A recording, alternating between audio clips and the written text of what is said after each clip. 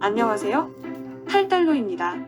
요즘 치솟는 물가 등 서민의 삶이 많이 힘들어졌습니다.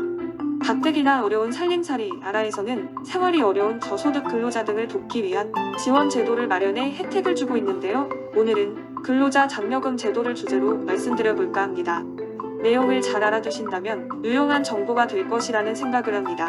근로자 장려금 제도는 근로자나 사업자, 종교인 등이 소득을 위해 일을 하는데도 소득이 많지 않아 생활에 어려움을 겪는 사람에 대해 일정 기준에 따라 산정된 근로장려금을 지급함으로써 근로를 장려하고 실질 소득을 지원해 보전해주는 제도인데요. 근로장려금은 국세청에서 주관하고 시행하는 제도 중 하나고 자격 요건이 충족되면 근로자, 사업자는 물론이고 농어업인도 일정 조건 하에서 모두 받을 수 있습니다. 내가 장려금을 받을 수 있는 대상이 되는데도 대상에서 누락되는 일이 발생하지 않도록 관심으로 잘 챙겨보는 것이 필요하다 하겠습니다. 국세청에서는 2023년 1월 1일 이후 신청한 정산분부터는 장려금 지급액을 상향 조정해 지원하도록 하였는데요. 최대 지원 금액을 단독 가구 165만원, 혹벌이 가구 285만원, 맞벌이 가구 330만원까지 지원하는 것으로 확대하였습니다.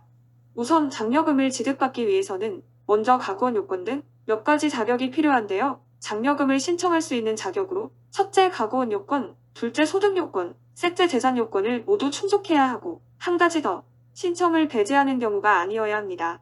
첫째, 가구 원요건에서 단독 가구라 함은 배우자, 부양자녀, 70살 이상 직계 존속이 모두 없는 가구를 말하고 혹벌이 가구는 배우자 또는 부양자녀 또는 70살 이상 직계 존속이 있는 가구를 말하는데 배우자가 있는 경우엔 신청인 또는 배우자의 총 급여액이 300만원 미만이어야 합니다. 다음, 맞벌이 가구는 신청인과 배우자 각각의 총 급여액이 300만원 이상인 가구를 말합니다.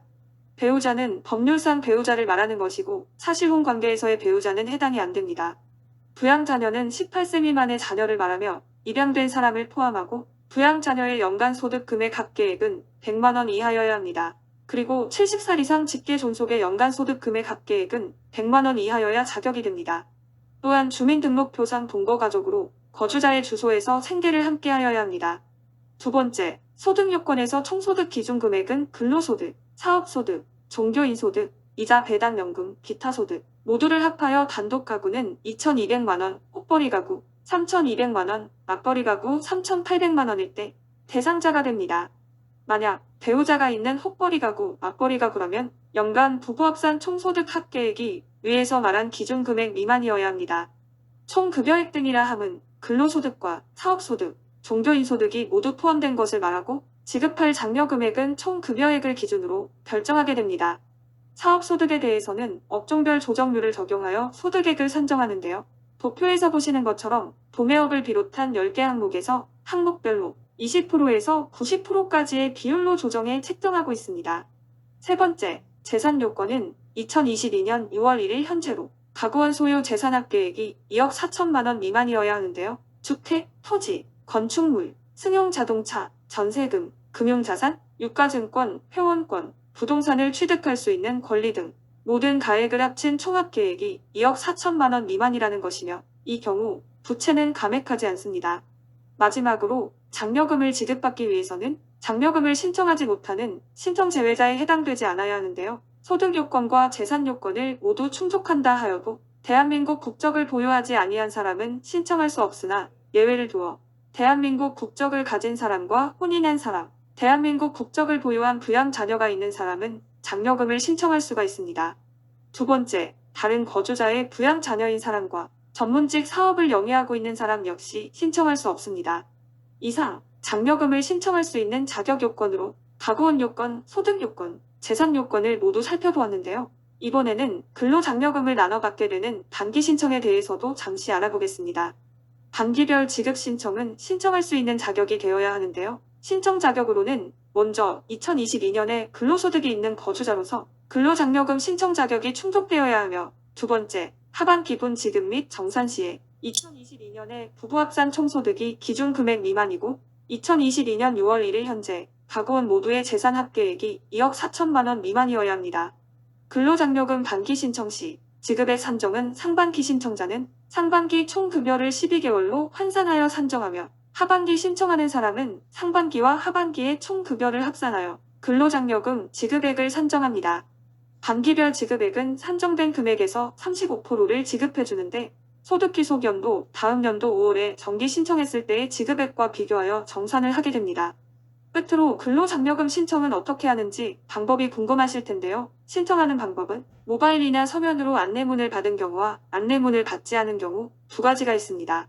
카톡이나 모바일로 안내문을 받았을 때 신청 방법은 안내문을 참고하여 앱스토어에서 홈택스 모바일 앱을 다운받아 설치하고 모바일 홈택스에 연결하여 신청할 수 있으며 서면 안내문을 받은 경우엔 도표를 참고하시면 되겠습니다. 다음, 안내문을 받지 못한 경우엔 PC에서 국세청 홈택스에 접속하여 신청하시거나 모바일 앱을 이용하여 신청하시면 되는데요. PC에서 공동금융인증서나 간편인증으로 로그인하면 소득 자료를 불러와 편리하게 작성하실 수 있습니다. 그 외에 가까운 세무서를 직접 방문하여 신청하셔도 됩니다. 근로장려금에 대한 문의할 사항이 있다면 상담센터 1566-3636으로 전화하여 문의하시면 됩니다. 끝으로 2023년도 장려금 신청 기간은 2022년 하반기분 신청은 23년 3월 1일에서 3월 15일까지이고 정기분 신청은 23년 5월 1일에서 5월 31일까지입니다.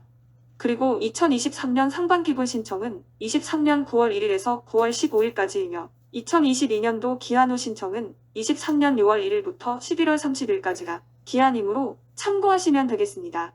이상으로 소득이 많지 않은 저소득 근로자, 사업자 등에게 지급되는 근로장려금에 대해 알아보았는데요. 열심히 일을 하는데도 소득이 적어 생활에 어려움을 겪는 근로자나 사업자 등에게 근로의욕을 높이면서 소득의 일부분을 보전해주는 좋은 제도라 생각되므로 내가 대상이 되는데도 대상자에서 빠지는 경우가 생기지 않도록 관심을 가져 장려금을 꼭 받게 되시면 좋겠습니다. 감사합니다. 8달러였습니다. 구독과 좋아요 부탁드립니다. 여러분의 성원은 영상 제작에 힘을 줍니다.